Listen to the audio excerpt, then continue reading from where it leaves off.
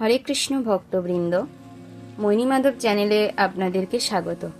আশা করি আপনারা সবাই ভালো আছেন এবং মহামন্ত্রের জপ করছেন। তাহলে চলুন আজকের ভিডিওটি শুরু করা যাক। ওং নমো ভগবতে বাসুদেবায়। ওং নমো ভগবতে বাসুদেবায়।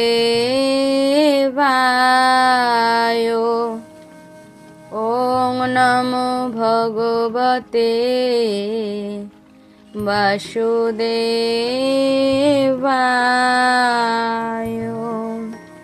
শ্রীমদ্ ভগবদ গীতা দ্বিতীয় অধ্যায় সাংখ্যযোগ, শ্লোক নম্বর 46। यावन् अर्थः उत्पाने सर्वतः संप्लुतो उदके तावन् सर्वेषु वेदेषु ব্রাহ্মণস্য বিজানতঃ। ইয়াবান মানে কি না, যে সমস্ত অর্থ প্রয়োজন উৎপানে ক্ষুদ্র জলাশয়ে সর্বতোভাবে সংপ্লুত উদকে অতি বৃহৎ জলাশয়ে তাবান তেমনি সর্বেষু সমস্ত বেদেষু বৈদিক শাস্ত্রসমূহ ব্রাহ্মণস্য পরব্রহ্ম সম্বন্ধে অভিজ্ঞ ব্যক্তির বিজানতঃ পূর্ণ জ্ঞানবান। ক্ষুদ্র জলাশয়ে যে সমস্ত প্রয়োজন সাধিত হয় সেগুলি বৃহৎ জলাশয় থেকে আপনা হতেই সাধিত হয়ে যায়। তেমনি যিনি পরম ব্রহ্মের জ্ঞান লাভ করে সব কিছুর উদ্দেশ্য সম্বন্ধে জানতে পেরেছেন, তার কাছে বেদের সমস্ত উদ্দেশ্য স্বাভাবিকভাবেই সাধিত হয়েছে। বেদের কর্মকাণ্ডে যে সমস্ত আচার অনুষ্ঠান ও যাগযজ্ঞের বিধান দেওয়া হয়েছে তার উদ্দেশ্য হচ্ছে জীবকে ক্রমশ আত্মতত্ত্ব জ্ঞান লাভ করতে উৎসাহিত করা। আর এই আত্মতত্ত্ব জ্ঞান লাভের উদ্দেশ্যে ভগবদ্গীতার ৫ম অধ্যায়ে স্পষ্টভাবেই দেওয়া হয়েছে। বেদ অধ্যয়ন করার একমাত্র উদ্দেশ্য সর্বকারণের পরম কারণ ভগবান পরমেশ্বর শ্রীকৃষ্ণকে জানা। সুতরাং আত্মতত্ত্ব জ্ঞান লাভ করার অর্থ ভগবানকে জানা এবং তার সঙ্গে আমাদের নিত্য সম্পর্কের উপলব্ধি করা। ভগবদ্গীতার ৫ম অধ্যায়ে ভগবানের সঙ্গে জীবের সম্পর্কের ব্যাখ্যা করে বলা হয়েছে, জীব ভগবান শ্রীকৃষ্ণেরই অবিচ্ছেদ্য অংশ। তাই জীবের শাশ্বত কৃষ্ণ ভাবনাকে জাগিয়ে তোলাই বৈদিক জ্ঞানের চরম প্রাপ্তি। এই পৃথিবীতে যত জীব আছে সবই পরমেশ্বর ভগবানের অবিচ্ছেদ্য অংশ। পরমেশ্বর ভগবানের থেকেই তাদের সৃষ্টি, সবার হৃদয়ে ভগবানের অধিষ্ঠান। আর সেই হৃদয়ের ভগবানকে জাগিয়ে তোলার জন্য বা পরমেশ্বরকে জাগ্রত করার জন্য আমাদের শাস্ত্র অধ্যয়ন করতে হবে, বৈদিক জ্ঞানী লাভ করতে হবে, তবেই সেই জ্ঞানের চরম প্রাপ্তি। শ্রীমদ্ ভাগবতমে তা প্রতিপন্ন করে বলা হয়েছে, হে ভগবান, নিরন্তর যিনি আমাদের নাম কীর্তন করেন তিনি চণ্ডালের মতো নিজ কুলে জন্মগ্রহণ করলেও অধ্যাত্ম মার্গের অতি উচ্চ স্তরে অধিষ্ঠিত। এই প্রকার মানুষ বৈদিক শাস্ত্রের নির্দেশ অনুসারে বহু তপশ্চর্যা করেছেন এবং সমস্ত পুণ্য তীর্থে বহুবার স্নান করে বহুবার বেদ অধ্যয়ন করেছেন। এমন মানুষকে আর্যকুলের মধ্যে শ্রেষ্ঠ বলেই বিবেচনা করা হয়। সুতরাং কেবল আচার অনুষ্ঠান করে স্বর্গলোকে উন্নততর ইন্দ্রিয় সুখ ভোগ করার প্রতি আসক্ত না হয়ে বেদের প্রকৃত উদ্দেশ্যটি বোঝবার চেষ্টা করা উচিত। বৈদিক শাস্ত্র নির্দেশিত বিভিন্ন যাগযজ্ঞের অনুষ্ঠান করা, সমস্ত বেদ, বেদান্ত, উপনিষদ পুঙ্খানুপুঙ্খভাবে অনুশীলন করা এই যুগের মানুষের পক্ষে সম্ভব নয়। বেদের শিক্ষা অনুসারে সঠিকভাবে সবকিছু পালন করার জন্য যে সময়, শক্তি, জ্ঞান এবং ঐশ্বর্যের প্রয়োজন তা এই যুগের মানুষের নেই। তাই শ্রী চৈতন্য মহাপ্রভু এই কলিযুগের অধঃপতিত মানুষদের উদ্ধার করবার জন্য ভগবানের দিব্য নামের সংকীর্তন করার পথ প্রদর্শন করে গেছেন। মহাপণ্ডিত প্রকাশানন্দ সরস্বতী যখন শ্রী চৈতন্য মহাপ্রভুর কাছে জানতে চেয়েছিলেন তিনি কোন বেদান্ত দর্শন পাঠ না করে ভাবুকের মতো ভগবানের নাম কীর্তন করছেন, তখন তার উত্তরে শ্রী চৈতন্য মহাপ্রভু বলেছিলেন যে তাঁর গুরুদেব তাকে অত্যন্ত মূর্খ বিবেচনা করে পবিত্র কৃষ্ণ নাম কীর্তন করার নির্দেশ দিয়েছেন। তা করতে করতে তিনি ভগবত ভক্তির ভাবে উন্মাদ হয়ে উঠেছেন।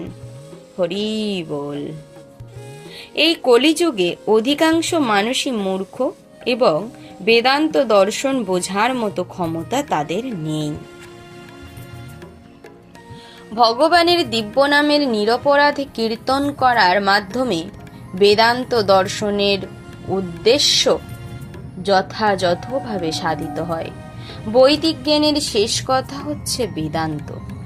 ভগবান শ্রীকৃষ্ণ এই বেদান্ত দর্শনের প্রবক্তা ও জ্ঞাতা, এবং যিনি ভগবান শ্রীকৃষ্ণের নাম কীর্তন করে অসীম আনন্দ উপভোগ করেন তিনিই সর্বশ্রেষ্ঠ বৈদানিক বা বৈদান্তিক।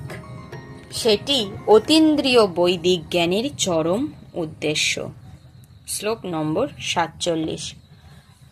কর্মণি এব অধিকারঃ তে মা ফলেষু কদাচন মা কর্মফল হেতু ভূমা তে সঙ্গঃ অস্তু অকর্মণি।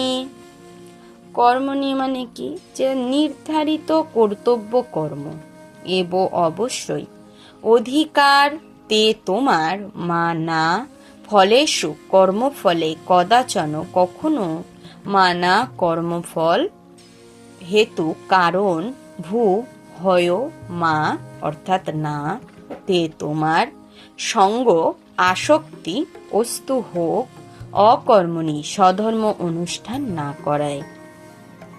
স্বধর্মবিহিত কর্মে তোমার অধিকার আছে, কিন্তু কোন কর্মফলে তোমার অধিকার নেই কখনো নিজেকে কর্মফলের হেতু বলে মনে করো না, এবং কখনো স্বধর্ম আচরণ না করার প্রতিও আসক্ত হও না। এখানে তিনটি বিষয় বিবেচনা করতে হবে: শাস্ত্র নির্ধারিত কর্তব্য কর্ম, বিকর্ম বা খেয়াল খুশি মতো কর্ম, এবং নৈষ্কর্ম। কর্তব্য কর্ম হচ্ছে প্রকৃতির তিনটি গুণের দ্বারা বদ্ধ অবস্থায় জাগতিক কর্ম।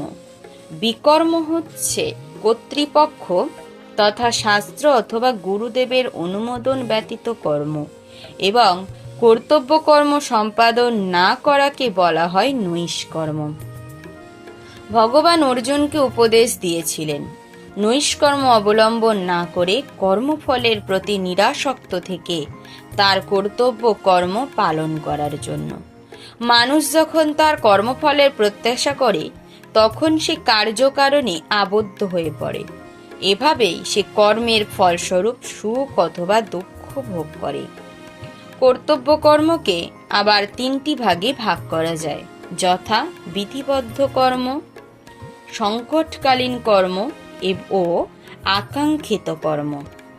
কোন রকম ফলের প্রত্যাশা না করে শাস্ত্রের অনুশাসন অনুসারে বিধিবদ্ধ কর্তব্য কর্ম হচ্ছে সত্যগুণের কর্ম। ফলের প্রত্যাশা করে যে কর্ম করা হয় তা বন্ধনের কারণ হয়, আর তাই তা অশুভ।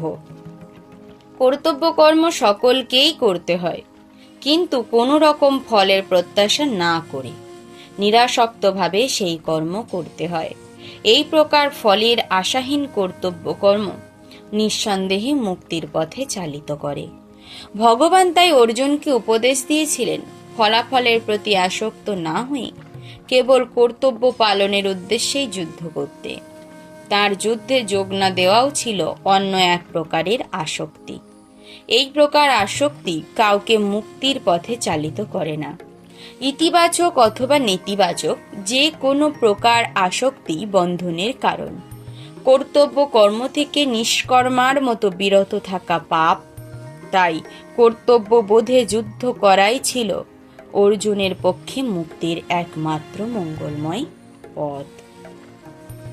ওম সর্বে ভবন্তু সুখিনঃ, সর্বে সন্তু নিরাময়া, সর্বে ভদ্রাণি পশ্যন্তু, কশ্চিৎ দুঃখমাপ্নুয়াত। ওম শান্তি, ওম শান্তি, ওম শান্তি। হরে কৃষ্ণ কৃষ্ণ কৃষ্ণ হরে হরে, হরে রাম রাম রাম হরে হরে। শ্রীমদ্ ভগবদ্ যথাযথ কি জয়। শ্রীল প্রভুপাদ কি জয়। অনন্ত কোটি বৈষ্ণব বৃন্দ কি জয়। হরে কৃষ্ণ ভক্তবৃন্দ, ভিডিওটি যদি ভালো লেগে থাকে একটি লাইক করে দেবেন এবং চ্যানেলটিকে সাবস্ক্রাইব করে বেল আইকনটি অল করে রাখবেন, যাতে প্রতিদিন আপনাদের কাছে গীতার শ্লোক পৌঁছে যায় এবং আপনাদেরকে নিজেদের আধ্যাত্মিক জীবনের পথে এগিয়ে নিয়ে যেতে সাহায্য করে। ধন্যবাদ। হরে কৃষ্ণ।